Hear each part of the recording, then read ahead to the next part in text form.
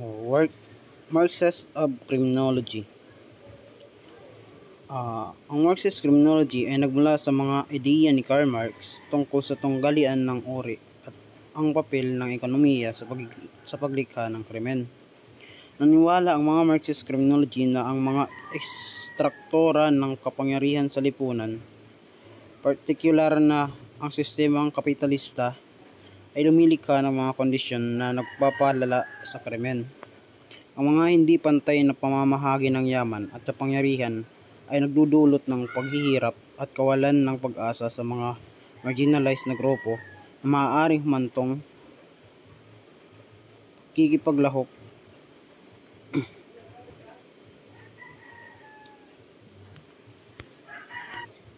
sa mga krimen. Hindi lamang ito nakatuon sa individual na kriminal kundi sa mga sistematikong krimen sa lipunan.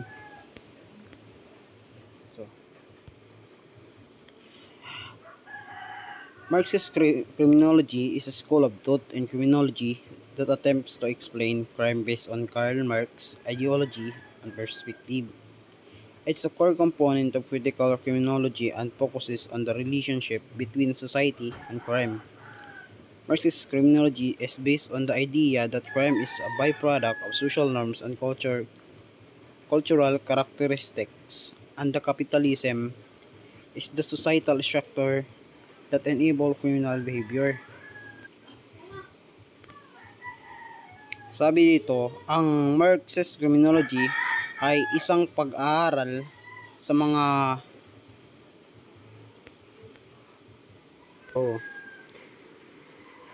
Ang Marxist criminology ay isang paaralan ng pag-iisip sa kriminolohiya na nagtatangkang ipaliwanag ang krimen batay sa ideolohiya at pananaw ni Karl Marx. Ito ay isang pangunahing bahagi ng kritikal na kriminolohiya at nakatuon sa ugnayan sa pagitan ng lipunan at krimen. Ang Marxist criminology ay batay sa ideya na ang krimen ay isang bunga ng mga pamantayan sa lipunan at mga katangian ng kultura at kapitalismo ay ang ekstraktorang panlipunan na nagpapagana ng kriminal na pag-uugali. Marxist criminology developed in the US and England in part due to dissatisfaction with mainstream criminology. So, ang Marxist criminology ay na-develop sa United States at sa England dahil daw sa kawalang kasiyahan sa mainstream ng kriminolohiya na kadalasang nakatuon sa individual na mga salik ng krimen nang hindi isinasaalang-alang ang mga sistematikong dahilan nito. Hinangad ng Marxist criminology na baguhin ang pananaw na ito sa pamamagitan ng pagbibigay diin sa mga ekstraktorang panlipunan na nag-ambag sa krimen. Class struggle. The class struggle between the bourgeois and the proletariat is essential to Marxist criminology. The bourgeois control the means of production and the political stage, which allow them to control the criminal justice system. Sa Marxist criminology, ang tunggalian sa pagitan ng bourgeois o mga may-ari ng produksyon at proletariat, mga manggagawa. So, sila ang sentro nito. Kinukontrol ng bourgeois ang mga paraan ng produksyon at ang mga estado. Kaya kontrolado rin nila ang sistema ng hustisyang kriminal. The political economy. Marxist criminologists believe that the origin of all crime can be found in the political economy. So, naniniwala ang mga Marxist criminologists na ang pinagmulan ng lahat ng krimen ay matatagpuan sa political na ekonomiya. Ibig sabihin, ang mga ekstraktora ng kapangyarihan at ang hindi pantay na pamamahagi ng yaman ay isang sistemang kapitalista ay nagtutulak sa mga tao na gumawa ng krimen. Hindi lamang ito nakatuon sa individual na kriminal kundi sa mga sistematikong dahilan ng krimen sa lipunan. Ang mga hindi pantay na oportunidad, kahirapan, at kawalan ng pag-asa ay maaari magtulak sa mga tao na gumawa ng krimen upang mabuhay o upang makakuha ng mga bagay na hindi nila maabot sa pamamagitan ng legal na paraan. So, sinasabi dito na ang nagpapaliwanag na sa pananaw ng Marxist criminology, ang krimen ay hindi lamang isang individual na problema, kundi isang bunga ng strukturang panlipunan at pang-ekonomiya. Ang tanggalian ng uri at ang hindi pantay na pamamahagi ng yaman ay ang pangunahing salik na nag-aambag sa paglitaw ng krimen.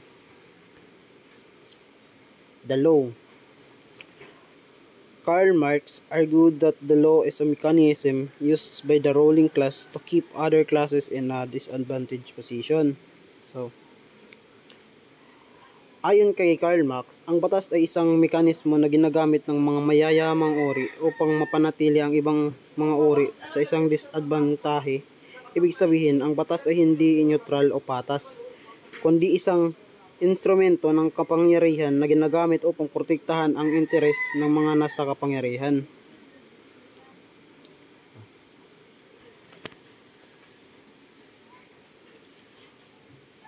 Crime of the powerful. Marxist criminology has expanded the study of crime to include crimes of the powerful which are considered to be just as important as street crimes. Pinaliwawak ng Marxist criminology ang pag-aaral ng krimen upang isama ang mga krimen ng mga makapangyarihan na itinuturing na kasing halaga ng mga krimen sa lansangan.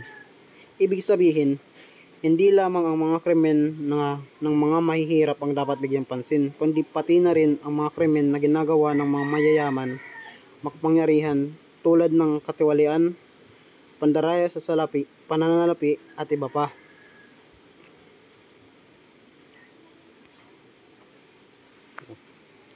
Ang mga ito ay madalas na hinaharang napapansin o napapabayaan dahil sa impluwensya at kapangyarihan ng mga nagkasala. Ibig sabihin, ang Marxist criminology, i-highlight nila ang mga krimen ay isang produkto ng mga strukturang panlipunan at pampolitika at hindi lamang isang individual na problema.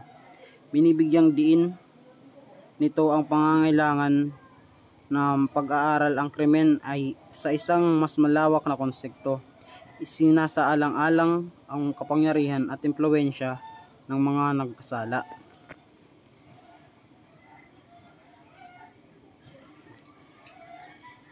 Fundamental of Marxist of criminology. As a general rule, Marxist criminologists ignore formal theory construction with HCB emphasis on empirical testing.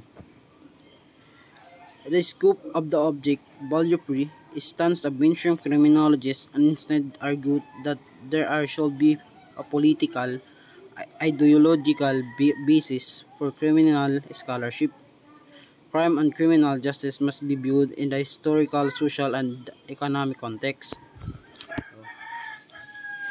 Ang teksto ay nagsasaad ng mga Marxist criminologists ay hindi gumagamit ng tradisyonal na paraan ng pag-aaral o empirical testing at hindi naniniwala sa value-free na pananaw ng mainstream criminology. Sa halip, naniniwala sila na ang pag-aaral ng krimen ay dapat magkaroon ng political, ideological, historical, social at economic na konteksto. Ibig sabihin, hindi nila tinitingnan ang krimen bilang isang isolated na pangyayari, kundi bilang isang bunga ng mga strukturang panlipunan at pang-ekonomiya.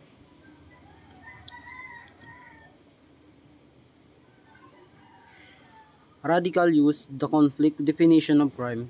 Crime is a political concept designed to protect the power and position of the upper classes at the expense of the poor, Some but not all radicals will include in the list of the real crimes such as acts of violation of human rights due to racism, sexism, and imperialism and other violation of human dignity and physical needs and necessities.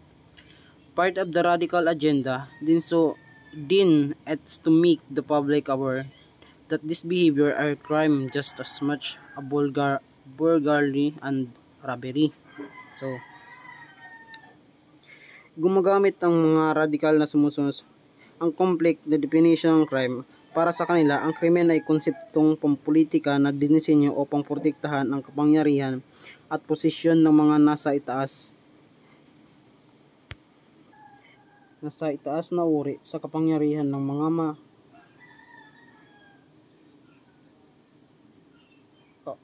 mga mahirap. Hindi lamang ang mga karaniwang krimen tulad ng pagnanakaw ang itinuturing nilang krimen, kundi pati na rin ang mga paglabag sa karapatang pantao, rasismo, sexism at imperialismo. Layunin nilang ipaliwanag sa publiko na ang ganitong gawain ay krimen din, kasing halaga ng mga karaniwang krimen. So, ang Marxist criminology ay isang kritikal na pananaw sa krimen. Hindi ito nakatuon lamang sa individual na mga salik na nagtutulak sa isang tao na gumawa ng krimen, kundi sa mga sistematikong dahilan nito sa lipunan. Naniniwala ito na ang hindi pantay na pamamahagi ng yaman at kapangyarihan ay lumilikha ng mga kondisyon na pagpapataas ng posibilidad ng krimen. Ang pagtuon sa mga krimen ng mga makapangyarihan ay isang mahalagang bahagi ng pananaw na ito. Dahil ipinapakita nito ang mga krimen ay hindi lamang isang problema ng mga mahihirap, kundi isang problema ng buong lipunan na mayroong mga estrukturang pagpapalala nito. The nature of society controls the direction of its criminality. Criminals are not social misfits, but rather a product of the society and its economic system. This analysis tells us that criminals are not a group of outsiders who can be controlled by an increased law enforcement presence. Criminality, instead, is a function of society's social and economic organization. To control crime and reduce criminality, we must end the social condition that promote crime. Ito ay nagsasabi na ang kalikasan ng isang lipunan ang siyang kumukontrol sa direksyon ng kriminalidad nito. Hindi itinuturing na mga social misfits ang mga kriminal, kundi mga outsider. Maaring makontrol sa pamamagitan ng mas mahigpit na pagpapatupad ng batas. Ang kriminalidad, ayon sa pananaw na ito, ay isang bunga ng organisasyon ng lipunan, kapwa sa panlipunan na pang-ekonomiya.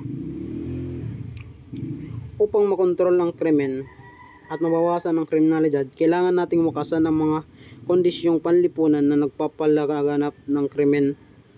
Ang pagtuon ay hindi lamang sa pagpaparusa sa mga kriminal, kundi sa pag-aayos ng mga estrukturang panlipunan at pang-ekonomiya na nagdudulot ng hindi pagkakapantay-pantay at kawalan ng oportunidad na siyang nagtutulak sa mga tao na gumawa ng krimen. Economic structure and surplus value. No single view or theory defines Marxist criminology today, but its generally theme is the relationship between crime and the ownership and control of private property in capitalist society. The ownership and control is the principal basis of power in US society. Social conflict is fundamentally related to the historical and social contribution of productive private property. Destructive social conflict inherent within the capitalist system cannot be resolved unless that system is destroyed or ended. So sabi dito, walang isang pananaw o teorya na tumutukoy sa Marxist criminology ngayon. Ngunit ang pangkahalatang tema nito ay ang ugnayan sa pagitan ng krimen at ang pagmamay-ari at kontrol ng pribadong ari-arian sa isang lipunan kapitalista. Ang pagmamay-ari at kontrol na ito ang pangunahing batayan ng kapangyarihan sa lipunang Amerikano. Ang tunggalian sa lipunan ay may malalim na kaugnayan sa makasaysayan at panlipunang pamamahagi ng mga produkto dahil sa isang pribadong pagmamay-ari. Ang mga nakakasamang tunggalan sa lipunan sa loob ng sistemang kapitalista ay hindi malulutas maliban kung ang sistemang iyon ay mawawasak o matatapos.